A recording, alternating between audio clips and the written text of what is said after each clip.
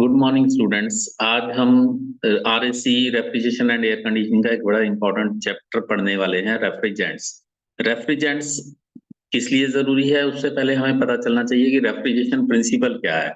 Modern refrigeration and air conditioning equipment is dominated by vapour compression refrigeration technology. Vapour compression cycle के ऊपर चलता है, which is basically based on thermodynamic principles of reverse Carnot cycle. Reverse Carnot cycle के ऊपर based है vapour compression refrigeration cycle. Now here what happens is refrigerant changes phase during cooling and it is used again and again. जो refrigerant है, जो उसके अंदर एक liquid होता है, वो उसके अंदर बार बार रिसाइकल होता रहता है और अपने फेज चेंज, कभी लिक्विड से सॉलिड गैस बनता है और कभी गैस से लिक्विड बनता है। इंपॉर्टेंस ऑफ रेफ्रिजरेंट, नाउ इसकी इंपॉर्टेंस क्या है? The thermodynamic efficiency of refrigeration system is mainly depending on its operating temperature. जितना कम से कम टेम्परेचर होगा और जितना हाईएस्ट टेम्परेचर होगा, उस हिसाब से उसकी थर्मोडायनामिक एफिशिएंसी बनती है। However, important practical issues such as system design, size, initial operating cost, ये सब कुछ डिपेंड करता है serviceability. It depends on the type of refrigerant, हम किस तरह का रेफ्रिजरेंट यूज कर रहे हैं, जो उसके अंदर एक लिक्विड यूज करते हैं। There are several environmental issues also such as ozone layer depletion, ozone परत की कमी और ग्लोबल वार्मिंग। आज की डेट में ये भी डिपेंड करता है, क्योंकि इनका रिलेशन है, it is related to various refrigerant use and selection of suitable refrigerant. तो इस वजह से आज की डेट में ये रेफ्रिजरेंट को चूज करना, इनका चयन करना आज की डेट में सबसे महत्वपूर्ण मुद्दा बन गया है। ये पूरे इंटरनेशनल लेवल पे इसकी बातचीत की जा रही है। Now what is refrigerant? Working substance refrigerant जिसको हम कहते हैं, जो कि वर्किंग सब्सटेंस है, it is a chemical that produces A cooling effect while expanding और वेपोराइजिंग। कभी ये एक्सपेंड करता है और वेपोराइज होता है, which is change in physical state, जिसकी वजह से ये जो कूलिंग का इफेक्ट प्रोड्यूस करता है। उस पदार्थ को रेफ्रिजरेंट कहते हैं, जो रेफ्रिजरेशन साइकिल में प्रयुक्त होता है और ये लिक्विड होता है। अधिकांश ऊष्मा चक्रों में जो रेफ्रिजरेंट है, इसकी फिजिकल स्टेट चेंज होती रहती है। या तो ये एक्सपेंड होता है, कंप्रेस तो हम करते ही हैं, अपने आप एक्सपेंड होता है, तो उसके बाद इसका टेम्परेचर कम होता है और वाष्पीकरण भी होता है। नाउ एक टेक्निकल डेफिनेशन जो आप याद कर सकते हैं, refrigerant is a fluid used for heat transfer in refrigeration system that absorb heat during evaporation. Evaporator में हीट एब्जॉर्ब करता है, जो कि आपने देखा होगा, जिसको आप फ्रीजर कहते हैं, वहां पे कॉइल्स लगी होती हैं, उसको इवेपोरेटर कहते हैं। From the region of low temperature and pressure, वहीं पे ही लो टेम्परेचर और प्रेशर होता है, and releases heat during condensation at a region of high temperature. आपने पिछली तरफ देखा होगा कि छोटी छोटी कॉइल्स लगी होती हैं, वो उसका एक कंडेंसर होता है, वहां पे हाई टेम्परेचर गर्म भी होता है, आपने देखा होगा, तो वहां पे वो हीट छोड़ता है। लोअर टेम्परेचर से लेकर बड़ी टेम्परेचर पे छोड़ता है, उल्टा है। नाउ आगे क्या होता है, इसकी क्लासिफिकेशन हम जाने कि कितनी तरह से क्लासिफिकेशन, ज्यादातर हम 2 या 3 तरीके से करते हैं, लेकिन अगर हम ब्रॉडली देखें तो 4 तरीके से करते हैं। On the basis of safety of refrigerant, कि रेफ्रिजरेंट कितने सेफ हैं, उनका वर्किंग प्रिंसिपल क्या है, उनकी केमिकल कंपोजिशन क्या है, एंड नेचर ऑफ रेफ्रिजरेंट। अब यहाँ पे देखिए, इसका एक चार्ट बनाया मैंने। बेसिस ऑफ सेफ्टी के हिसाब से सेफ हैं, टॉक्सिक हैं, टॉक्सिक मींस जहरीले, फ्लेमेबल मींस ज्वलनशील हैं।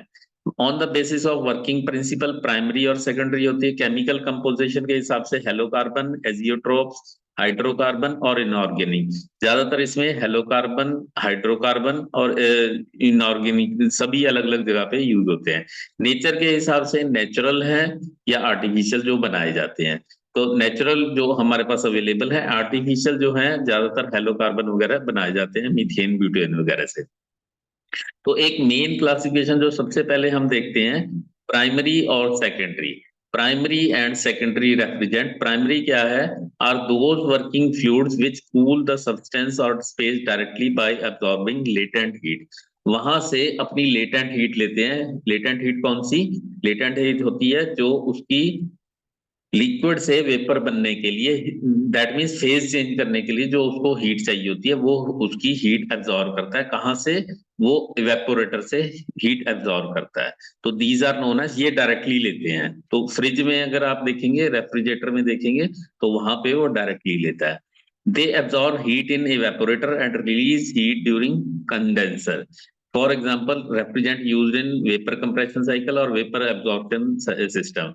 अमोनिया, फ्रियोन, ये सारे जितने भी हैं, ये फेज चेंज करते हैं इन इवेपोरेटर।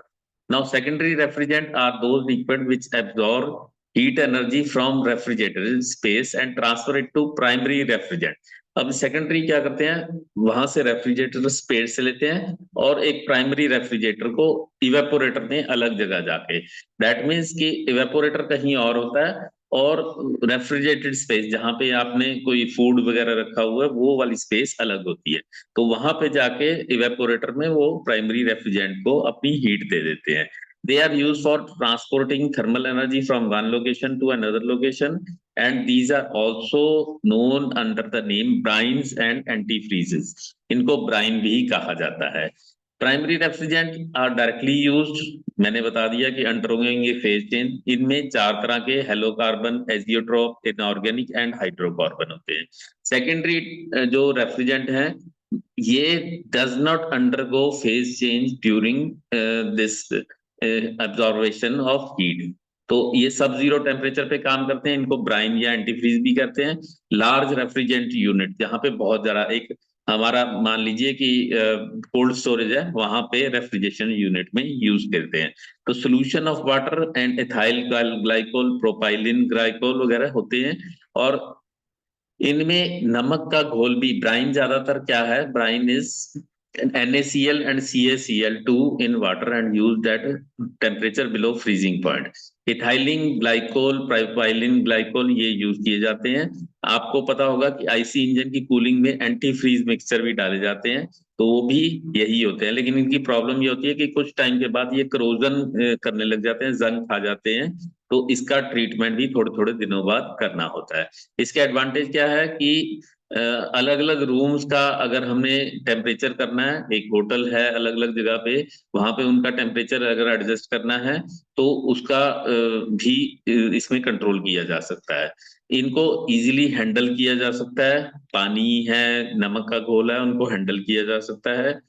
कोई स्पेशल इसकी पाइप नहीं चाहिए होती है, पानी के लिए है तो नॉर्मल पाइप भी यूज किए जा सकते हैं। सेकेंडरी रेफ्रिजरेंट कंट्रोल भी किया जा सकता है, एक सिंपल रेगुलेटर से कंट्रोल किया जा सकता है। और लॉन्ग रेफ्रिजरेटिंग लाइन और प्रेशर ड्रॉप को भी इसमें कंट्रोल किया जा सकता है। तो इसकी कुछ प्रॉपर्टीज हैं सेकेंडरी रेफ्रिजरेंट की: low freezing point, high heat transfer coefficient, high specific heat, low vapour pressure, good stability and non flammable and non toxic.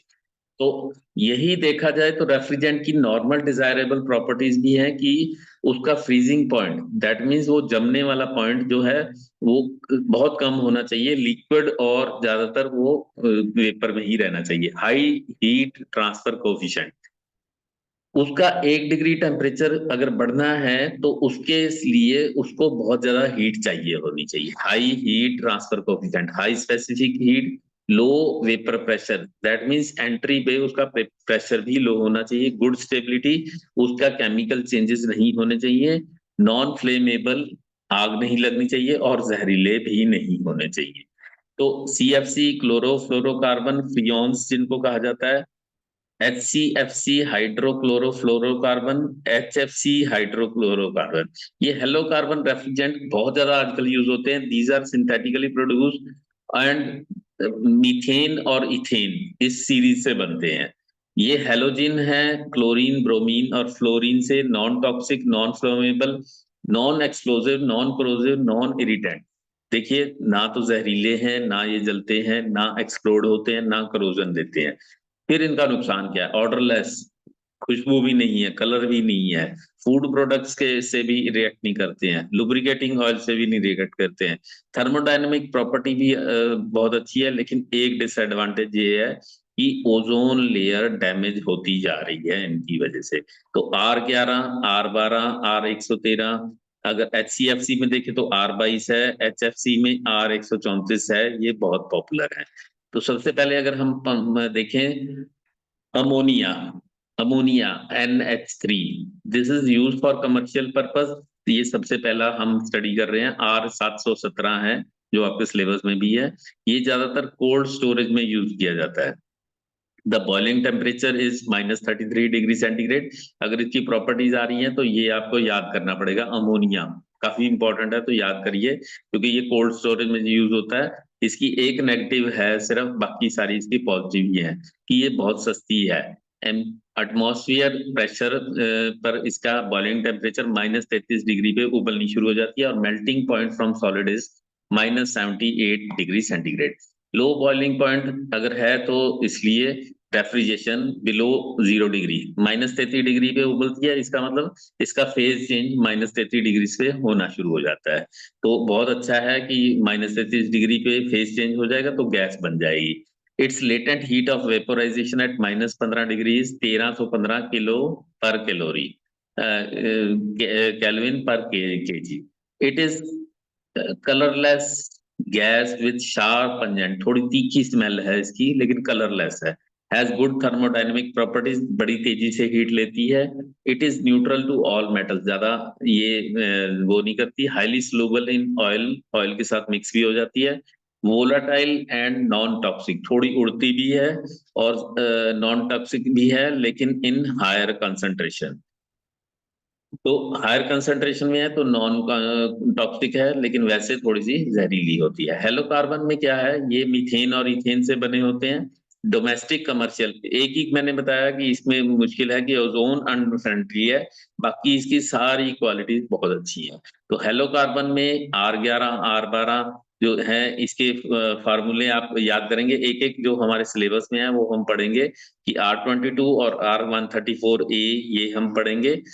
तो एक एक करके इनको पढ़ेंगे। अगर R22 सबसे पहले पढ़ते हैं, this is CHClF2 mono chloro difluoromethane. It has refrigerant which is almost non toxic, लगभग नॉन जहरीला है, थोड़ा सा होएगा कहीं ना कहीं।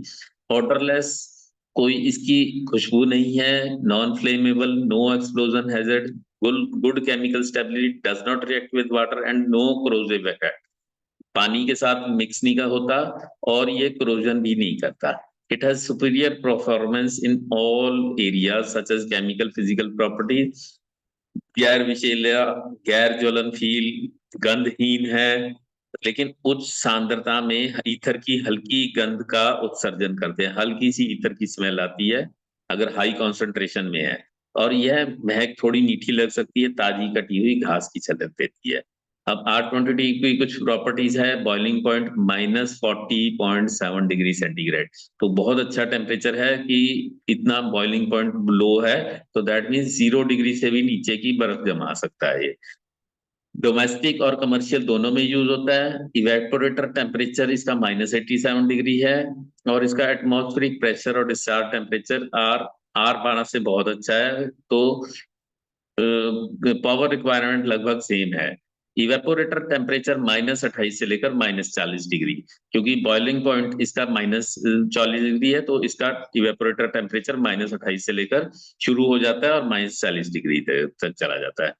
तो थोड़ा सा ये मॉइस्चर को भी एब्जॉर्ब करता है, लेकिन ट्रबल इतनी नहीं देता। Fluorocarbon based refrigeration are saved, और इनकी लीक डिटेक्शन के लिए एक हेलाइड टॉर्च होती है, हेलाइड टॉर्च होती है, वो यूज होती है ज्यादातर। ये अब क्योंकि इसकी 2010 में जो मीटिंग हुई थी इंटरनेशनल लेवल पे, उसमें इन्होंने कहा था कि इसको पूरा बाहर निकाल देना है 2010 तक। तो इसका जो ओडीपी है, ओजोन डिप्लीटिंग पोटेंशियल 0.05 है, और ग्लोबल वार्मिंग पोटेंशियल GWP 1100 है। आगे जाके पढ़ेंगे कि इनका मीनिंग क्या होता है। Second is R134A refrigerant. It is capable to be at temperature of -28 degree. वो R22 -40 डिग्री पे था, ये -28 डिग्री पे था। तो परफॉर्मेंस लगभग सिमिलर है। However the compressor must use A synthetic polyester lubricating oil. इसमें लुब्रिकेटिंग ऑयल सिंथेटिक पॉलिएस्टर का यूज होना चाहिए। कुछ इसकी प्रॉपर्टीज हैं कि -25 से लेकर -40 ये मीडियम लो टेम्परेचर का, मीडियम का -5 से -25 और हाई टेम्परेचर में +10 से लेकर -5 का। ये एयर कंडीशन और हीट पंप में है और आज की डेट में ये R22 को काफी एप्लीकेशंस में रिप्लेस कर गया है, क्योंकि ये जो है ओजोन लेयर के लिए उतना डैमेजिंग नहीं है जितना R22 है। R12 क्या है? It is completely safe refrigerant, non toxic. R22 थोड़ा बहुत टॉक्सिक था किसी किसी प्रोपोर्शन में, ये कंप्लीटली नॉन टॉक्सिक है, non flammable, non explosive, highly stable under extreme operating conditions. और ये ओपन, इसकी एक थोड़ी नुकसान है कि ओपन फ्लेम और इलेक्ट्रिक हीटिंग में R12 जो है डिकम्पोज हो जाता है, विच आर हाईली टॉक्सिक। थोड़ी सी इसमें प्रॉब्लम है। R12 condenses at moderate pressure under normal, has a boiling point of -29 degree. अब देखिए R22 की -40 थी, R134 की -28 थी, इसकी -29 है। Oil miscible under all operating conditions, simplifying the property of oil return, thereby increasing the system efficiency. Oil के साथ ये मिक्स हो जाती है, मिक्स भी हो सकती है, इसलिए इसकी सिस्टम एफिशिएंसी बढ़ जाती है। रेफ्रिजरेटिंग इफेक्ट जो है, it is comparative low. R22 R134 से थोड़ी सी रेफ्रिजरेटिंग इफेक्ट इसका कम होता है। हैलाइड टॉर्च से ही जितने भी फ्लोरोकार्बन वाले हैं वो सारे हैलाइड टॉर्च से ही नीली हो जाती है, उसके सामने टॉर्च लेके जाए तो नीली हो जाती है। और R12 भी हटा दिया गया है क्योंकि इसका भी ODP जो है 1 है और ग्लोबल वार्मिंग GWP जो है 10,000 है। Then there is carbon dioxide CO2 refrigerant. ये कलरलेस गैस है, कोई इसकी स्मेल नहीं है ऑर्डिनरी टेम्परेचर में। टेम्परेचर हाई होता है या लो होता है तो अलग होता है।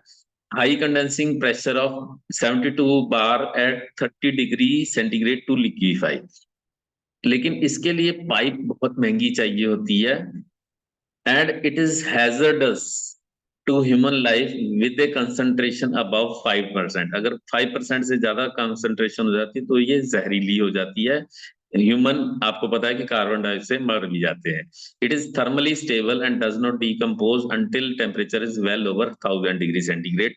Concentration greater than 2% causes putrefaction of some fruit। जो फ्रूट्स हैं वो फटने लग जाते हैं या जहरीले काले हो जाते हैं, specially apples and pears into an internal brown colour core. अंदर से ब्राउन हो जाते हैं, आपने देखे होंगे एप्पल अंदर से काले हो जाते हैं। Now this core putrefaction is due to anaerobic bacteria की वजह से हो जाता है। Now there are some natural refrigerant भी हैं, लेकिन ये हेलोकार्बन से पहले यूज किए जाते थे। Designated by R followed by number. ये 717 जो हमने अमोनिया यूज किया है, अमोनिया हमारा नेचुरल होता था, carbon dioxide R717, water, ammonia, air, ये यूज करते थे। तो R717 क्या है? इसका जो एटॉमिक वेट है वो चीज है इसकी 717। हाइड्रोकार्बन हमने कहा कि सारी चीजें इसकी बहुत अच्छी हैं, लेकिन इसकी सबसे बड़ी प्रॉब्लम क्या है कि ये ओजोन लेयर को डिप्लीट करते हैं। बढ़िया इसकी थर्मोडायनेमिक प्रॉपर्टीज हैं। Dominant in domestic house hold refrigerator और फ्रीजर में हाइड्रोकार्बन ही यूज किए जा सकते हैं।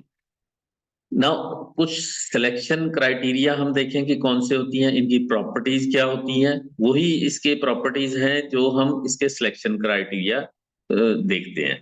Selection of refrigerant is based upon following requirement: thermodynamic and thermophysical properties, environmental safety and economics. देखिए इकोनॉमिक्स में कहें हम तो सबसे कहते हैं कि सस्ता होना चाहिए और अबंडेंटली अवेलेबल, बड़े आराम से हो, ऐसा नहीं है कि उसको ढूंढने में बड़ी मुश्किल हो।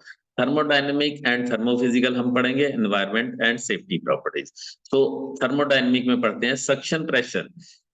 At given evaporator temperature, the saturation pressure should be above atmospheric for prevention of air and moisture ingress into system and ease of leak detection. Higher suction pressure अगर होगा तो it leads to smaller compressor displacement. अगर suction pressure बहुत अच्छा है, उसका बहुत बड़ा है, तो कंप्रेसर उसका छोटा होगा। अगर उसका सक्शन प्रेशर छोटा है तो उसका कंप्रेसर जो है वो हमें बड़ा लेना पड़ेगा। Discharge pressure should be as small as possible to allow light weight. Discharge pressure अगर ज्यादा होगा तो हमें कंप्रेसर जो है मोटी पत्ती वाला यूज करना पड़ेगा, लेकिन अगर डिस्चार्ज प्रेशर कम होगा तो लाइट वेट कंस्ट्रक्शन भी चलेगा। प्रेशर रेशो स्मॉल होना चाहिए so that high volumetric efficiency and low power consumption होना चाहिए। लेटेंट हीट और वेपोराइजेशन हम पहले भी डिस्कस चुके हैं, it should be large as possible so that mass flow rate, थोड़े से 1 किलो की ही रेफ्रिजरेंट के अंदर इतनी हीट वो ले जाए। अगर उसकी कम होगी लेटेंट हीट ऑफ वेपोराइजेशन तो 100 किलो भी उतनी लेगा जितनी 1 किलो वाला वो हीट ले जाएगा, latent heat. Vaporisation means liquid से वेपर बनने की heat. Isentropic index of compression, isentropic that means adiabatic index of compression, ये भी कम से कम होना चाहिए सो दैट टेम्परेचर राइज कम से कम हो और उसको ठंडा करने की हमें जरूरत ना पड़े। Liquid specific heat should be small, 1 degree temperature को बढ़ाने के लिए उसकी सब कूलिंग में बहुत कम अमाउंट ऑफ हीट यूज करना चाहिए। Vapour specific heat should be large so that the degree of super heating will be small. Thermal conductivity दोनों में ही हायर चाहिए सो दैट चाहे वो लिक्विड में हो चाहे वेपर फेज में, कि हीट ट्रांसफर कोफिशिएंट उसके हायर हो, थर्मल कंडक्टिविटी बहुत तेजी से थोड़ी भी हीट एकदम से एब्जॉर्ब कर ले। Viscosity should be small for small frictional fracture drop, अगर विस्कोसिटी उसकी ज्यादा होगी तो उसका प्रेशर ड्रॉप बीच में होता रहेगा, पाइप्स के अंदर ही प्रेशर ड्रॉप होता रहेगा। तो these all thermodynamic properties are interrelated, आपस में interrelated है। It depends mainly on normal boiling point, critical temperature, molecular weight and structure. Now environmental, दूसरी है environmental and safety properties। Safety properties में सबसे पहली जो बात आ जाती है ozone layer depletion. Montreal protocol हुआ था, हमारी मीटिंग हुई थी इंटरनेशनल लेवल पे, उसमें उन्होंने कहा था कि जितने भी नॉन ओजोन डिप्लीटिंग सब्सटेंसेस आपने यूज करने हैं, और कुछ तो ऐसे थे जो उन्होंने फेज आउट कर दिए कि R11 R12 तो आज ही बंद कर दो, और कुछ उन्होंने कहा था कि धीरे धीरे बंद कर दो, for example R22। ODP depends mainly on presence of chlorine and bromine cannot be used under the new regulations, नए वाले में। GWP जो हम बता रहे हैं, a refrigerant should have a low GWP minimum होनी चाहिए। Zero ODP but a high value of GWP are likely to be regulated in future। तो R134 जो है उसकी जीरो ODP था, लेकिन उसका GWP जो था ग्लोबल वार्मिंग पोटेंशियल वो थोड़ा हाई था, तो उसको उन्होंने कहा था कि रेगुलेट किया जाएगा। टोटल इक्विवेलेंट वार्मिंग इंडेक्स, ये भी ग्लोबल वार्मिंग का एक इंडेक्स बनाया गया था। टॉक्सिसिटी मींस वो जहरीले नहीं होने चाहिए, जहरीले होंगे तो अगर फूड वगैरह को प्रिजर्व कर रहे हैं वहां पे जहरीले हो जाएगा, लीकेज हो जाएगी। तो डिग्री ऑफ हैजर्ड डिपेंड करता है, हैजर्ड कहाँ पे ज्यादा डिपेंड करता है कि अमाउंट ऑफ रेफ्रिजरेटेड यूज, आपने 2 किलो यूज किया लेकिन स्पेस जो है वो लगभग 1000 स्क्वायर मीटर की है, तो वहां पे इतनी हैजर्ड नहीं होता। टाइप ऑफ ऑक्यूपेंसी, कितने आदमी वहां पे प्रेजेंट्स हैं, प्रेजेंस ऑफ ओपन फ्लेम कितनी है, ऑर्डर उसकी खुशबू कितनी होती है, उस हिसाब से। फ्लेमेबिलिटी, नॉन फ्लेमेबल और नॉन एक्सप्लोजिव होना चाहिए। केमिकल स्टेबल होना चाहिए कि उसकी केमिकली स्टेबिलिटी होनी चाहिए, वो ज्यादा अपना फेस चेंज ना करे। Compatibility with common material of construction, उसकी मेटल और नॉन मेटल से ज्यादा नहीं होना चाहिए। Miscibility, oil separator have to be used if the refrigerant is not miscible, lubricating oil के साथ उसको मिक्स हो जाना चाहिए सो दैट वो आगे जाके इजी टू हैंडल हो जाते हैं। लीक डिटेक्शन आजकल हो ही जाता है सबसे, तो इसको कि रेफ्रिजरेंट अगर जहरीला है तो उसकी डिटेक्ट करना आसान होना चाहिए। And last is economic property, जो मैंने कहा कि इनएक्सपेंसिव एंड इजीली अवेलेबल होना चाहिए। इको फ्रेंडली आज की डेट में ये वाले हैं, HFCF में R22 हैं, HFC में R134 है और नेचुरल में NH3 और HC हैं। अब कुछ एप्लीकेशंस हैं डोमेस्टिक में, हमने देखा कि R12 R22 निकल गए हैं, आज R134A यूज किया जा रहा है। तो कुछ ये हैं जो आपके सामने रखे हुए हैं, इनको आप स्कैन करके थोड़ी देर के लिए देख सकते हैं। मॉन्ट्रियल प्रोटोकॉल जो 1987 में हुई थी यूनाइटेड नेशन एनवायरनमेंट प्रोग्राम में, तो 170 कंट्री ने उसमें रेटिफाई किया था। इंडिया ने 1992 में इस बात को रेटिफाई किया था कि इसको हम करने की कोशिश करेंगे। जितने भी डेवलप्ड कंट्रीज हैं उन्होंने कहा था कि CFC 1995 में हो जाएंगे। डेवलपिंग कंट्री जैसे इंडिया था उसने 2010 में कहा था। HFCF जो है उन्होंने टोटल फेज आउट बाय 2020 कहा था, डेवलपिंग ने 2040 तक कहा था। So that is all for today. Thank you very much.